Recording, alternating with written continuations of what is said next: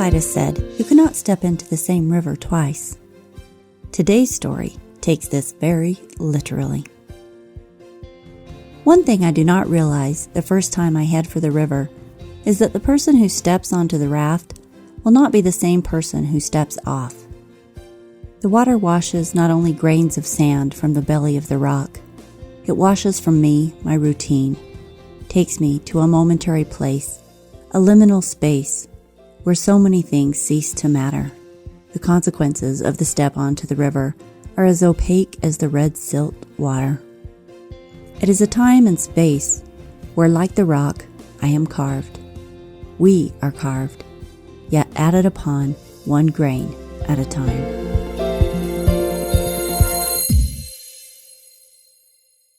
Stories are our lives and language.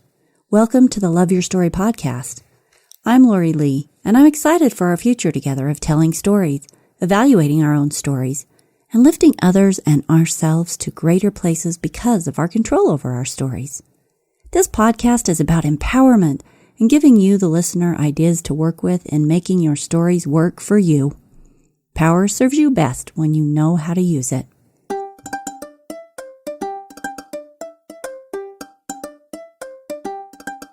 Last week we shared stories of serendipity and miracles. This week I'll share an award-winning story about how we collect the touchstones of meaning in our life travels and why those lovely, meaningful stones matter. A warm breeze hums through the screens along the top of the palapa-style hut. Grass walls swing like skirts as I stroll in, unintentionally late, my chacos picking their way across the dirt floor scattered with peanut shells. My navy sarong wisps around my tan legs, natural air conditioning in the hot, dry desert air, and the pre-trip dinner fills with the chatter of strangers. Where are you from? What do you do? What brings you to the San Juan? Have you been here before? I see him then. But at the time it means nothing. He means nothing. Instead, I glance at the lady wearing the red and blue Hawaiian shirt with naked surfers on it, and the two older gals with funny sun hats and drooping skin at the first table. A pudgy rocket scientist from Colorado and a newspaper owner and his wife chatter as their verbal exchange disappears on the San Juan breeze. I am the journalist on the job, and I plop down by an artist from New York and him, the writer for the New York Times at the corner table. We introduce ourselves and make pointless chatter about the wonderful week ahead. We have no idea the difference 7 days will make. In our mid-30s, we claim the title of youngest in the group. It's the night before we launch. The energies and gestures, some indifferent, some intense, have started to intermingle between everyone. The beginning of our metamorphosis from single to collective. Tonight we will sleep in our B&Bs, our motels and lodges. Tomorrow we will pile one on top of another into cargo vans, our torpedo-like gray dry bags filled with too few clothes and a shortage of sunscreen. Tomorrow we will begin to share more than we ever intended. The river requires intimacy. You cannot live for 7 days in the wild without in some part meshing with those you bathe, barf, sweat, and eat with. There are not many circumstances in which you find yourself peeing in public with recently acquired acquaintances, but river running is one of them.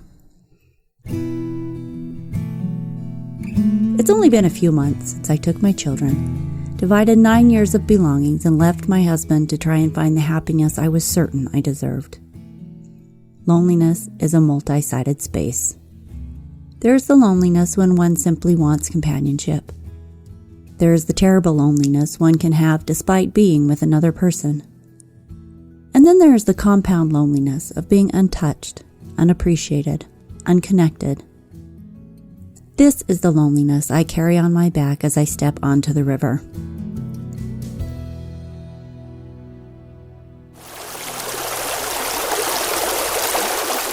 At 6 a.m., we struggle to push the rafts from the shore, the sun filling the desert with color and warmth, the blue bulk of the raft scraping the sand, the trailer, our legs and hands.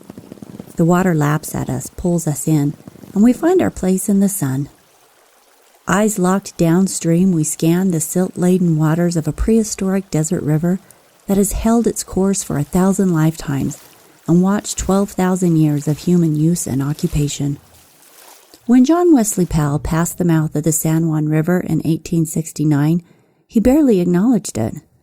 Powell and his crew of archaeologists and geologists spent the next decade exploring and mapping the last blank spot on the United States map, the Colorado Plateau. Like others before and after, Powell could see no practical use for the river, and so the San Juan stayed a terra incognita, difficult to access and even more difficult to harness. Our first days and nights on the river reveal snatches of history, give the tiniest peek, just enough for us to wonder at those brave and hardy pioneers who made their lives at its sandy flanks. It is along these sandy flanks that I begin to pick up stones. Our first day we raft to River House. River House claims status as the most extensive ancestral Puebloan dwelling on the San Juan between Bluff and Clay Hills Crossing. With 14 storage and living rooms, a kiva, and petroglyphs along the upper reaches of the alcove, this dwelling has given up secrets and clues to an ancient people we will never know. The 1,500 dried corn cobs, hundreds of pot shards, a sandal, and fragments of cloth and yucca date the site to 700 AD to 1300 AD. Hiking west, we climb Combe Ridge, a 700-foot wall over which the Mormon pioneers struggled to pull their wagons. The effort was so exhaustive, oxen died in the yoke, and stumbling horses left blood on the rocks. Our efforts require nothing more than sipping our Gatorade, and at the top we peer across the vast, muddy swath washing through the desert, burnt rocks lined in millennia with chocolate browns, frosted oranges, burnt sienna, and buff. James, the journalist with the New York Times, banters with me as we hike. He and his brother-in-law are out for their annual trek to a Utah river, and I think little of his attention. It's no more than I would have exchanged with anyone else. But quietly, I guess, in the back of my mind, I am enjoying his verbal sparring, his company. He's quite pleasant. As night falls, we wrestle our tents despite the wind flapping and colorful into the sands below River House. Here I learn that sand does not hold tent stakes, and only large stones inside the tent will keep me grounded. The cooks make the futile attempt at using their suntanned hands as sand shields over strips of sirloin sizzling and popping for fajitas, while the monochromatic browns surround us, the water, the sand, the cliffs in their patina and lichen clothing. Before I learn of stones, my tent lifts into the air, a green kite on the wind. My river mates catch and secure it for me. George and Nancy, my tent neighbors, go about my business while I sit unknowingly by the course of the muddy river in my Thermarest ground chair watching the river flow with a quiet but startling power. These two have known me only hours, but my tent now sits staked 7mm rope and river rocks. When I find out what they have done, how they saved my only shelter, I am touched. We have floated only one day together. I put this small touchstone, rubbed smooth by the river, in my pocket to remember their kindness. The first night is the last night I sleep in my tent. Too much sun, not enough water. Day 2 surrounds me like a gorgeous blister. Chocolate desert water, the friction of my swimsuit-clad body perched unprotected on the baby blue tube of the raft, forgetting the sun holds the power of gods. I spend my second night curled next to the coolness of the river, my head a throbbing mass I'd like to tear off and send downstream. I don't go to my tent, the stuffiness a prison. But more importantly, it is too far from the river, and I need quick access as I repeatedly retch into the sienna current as the night passes. I lie still, curled in fetal position on my sleeping pad. Late, dark, but desert warm, with a solid black sky of screaming stars. I expect nothing from anyone. It's my own fault I wasn't more careful. I know better. and the flat desert night spins around my head, around my body, and it is here in this scene that James comes, sits next to me, brings his sleeping pad out and lies by my side. He tethers me, keeps me from spinning away. "I'm sorry," I grumble. "You don't have to stay here." I'm embarrassed. I hardly know him. He keeps his hand on my back all night, does not leave me to the loneliness of being sick with no one by my side. I think I shall love him forever simply for that comforting hand. My first year at college, I found myself kneeling on the floor over a cold apartment toilet, the first time I'd been sick without my mother to bring me water or soda and brush the hair from my face. I cried. Not because of the wretchedness of being ill, but because of the realization of the solitary aspect of growing up. The pang so stark, I remember it 13 years later. James becomes a touchstone. At critical times, what seems small to the giver makes all the difference to the one who receives. That night, something invisible happened. His hand on my back, his body sleeping by my side through the darkness and the heat of the desert night, the kindness. It wasn't a gift, it was a tie. Invisible, unspoken. And from that night on, I always knew where James sat, walked, or swam. And I could feel him watching me in the same way. Heat stroke sends me to the river's edge, lays me out under the stars, shows me how it feels to sleep under a black sky of delirious glowing orbs unfettered by human light, unblocked by tent mesh. But James showed me connection. Of all the stones I collected, these touchstones of the freedom of the dark desert night without filters and the kindness of strangers are always ones I return to. In the morning, when I groggily force my eyes open, I find we have slept beneath a towering red rock structure that resembles a man's face so completely no one has to point it out or describe it. It is simply there, across the river, looking down, a guardian. Guardians surround me. And so now does James. In 1965, in Down the Colorado, Robert Brewster Stanton wrote, "The red is not in itself brilliant, but the effect of the morning and evening sun shining upon the cliffs through the peculiar atmosphere of that dry country produces a most startling effect, till the whole side of the canyon seems ablaze with scarlet flame." Unquote. Rafting the 83-mile stretch of meandering river from Sand Island to Clay Hill's Takeout takes us through a history from which we lie so far removed it is hard to fathom the eons that have passed in forming the faces and layers revealed. Shortly after the initial launch, the river runs by Navajo sandstone walls lined with thick black streaks of desert varnish, where minerals from the dirt atop the cliff have bled down the face year after year after year. The cliffs have the look and name of tiger walls. We pass through the Honaker Trail Formation dated 290 million years old. We pass through the Triassic, Jurassic, and Pennsylvanian eras.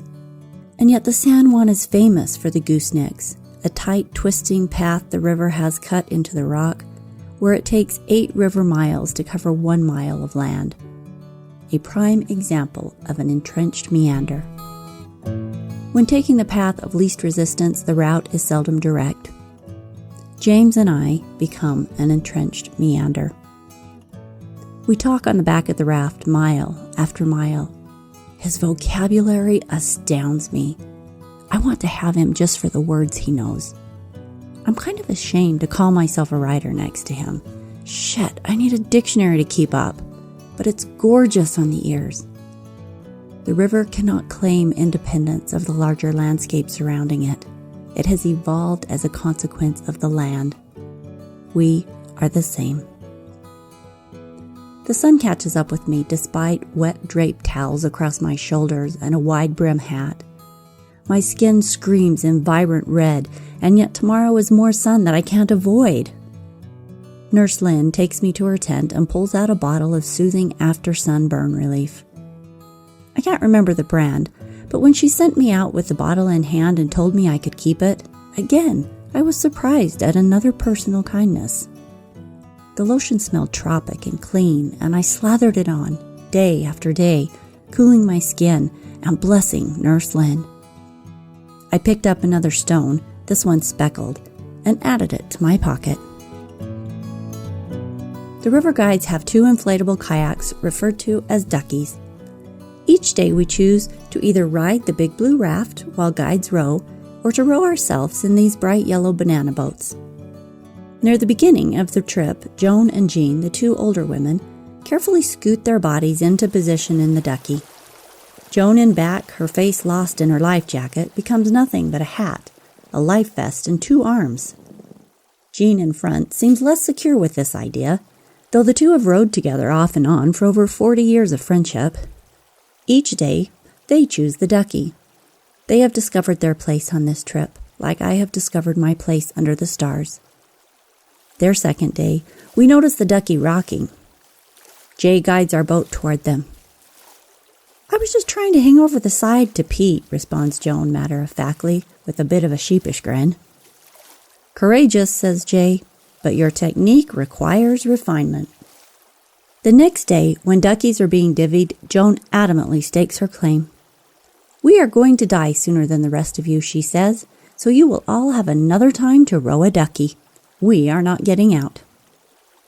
I thought of offering to wrestle her for it, but I was afraid I might lose. They do their thing, we do ours. The days and the nights pass, and the older crowd says, "The younger generation just likes to spend time together." But I know this is how they let us save face, how they justify his attention to me when the sun glints off his wedding ring. Fun, gentle, intelligent, and the tension between us is a tightly woven spring. It's day 5 of 7, and the guys paddle the bulging blue rafts toward a sandy beach takeout. As the rafts slide ashore, rubber grinding sand, everyone scatters like candy tossed at a parade, finding space from each other, putting up our tent city.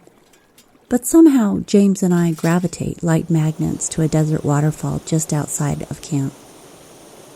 It is hot and wet, and we rinse the grit from our hair and feet, the water splashing from us in joyous hops, reflecting in the sunlight.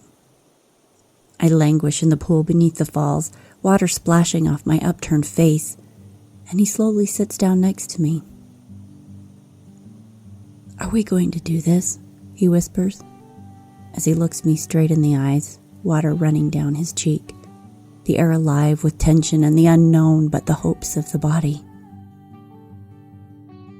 In one sentence, James, with his words, transforms what is visceral, unspoken attraction into something concrete, into a stone. I look back into his blue eyes, needing him the way the desert needs this waterfall, and say, "No, I won't do that to you or your wife." The words are a stone in my throat. I swallow hard. It has become real.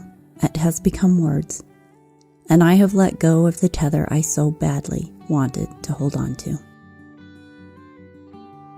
At week's end, when the rafts slide into Clay Hill's Landing, one tagged leg, then the other slides over the hard, bloated muscle of the raft.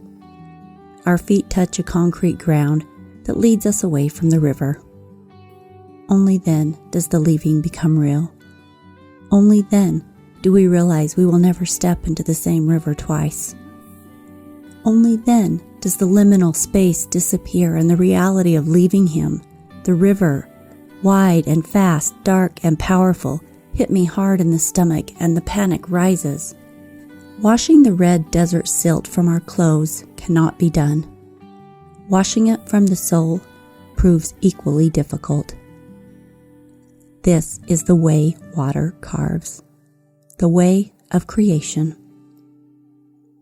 I have filled my pockets with worn river touchstones, and as I reluctantly step from the river to the cement launch pad, I dig my hand into my pocket to make sure I haven't lost them. I want to turn around, get back on the river, but I know it is gone. The river we stepped into has swept past us. This week's challenge is to think about your touchstones, the moments in your life, the stories that have been meaningful, rich with moments of learning or insight, people who have grounded and blessed you. I suggest you write them down. Start a touchstone story journal, because when you don't write them down, sometimes you put your hand in your pocket to make sure you haven't lost them, and they are no longer there. Until next week, have fun telling your stories. See you next Wednesday, same time, same place, and pass on the link to this podcast to one of your friends.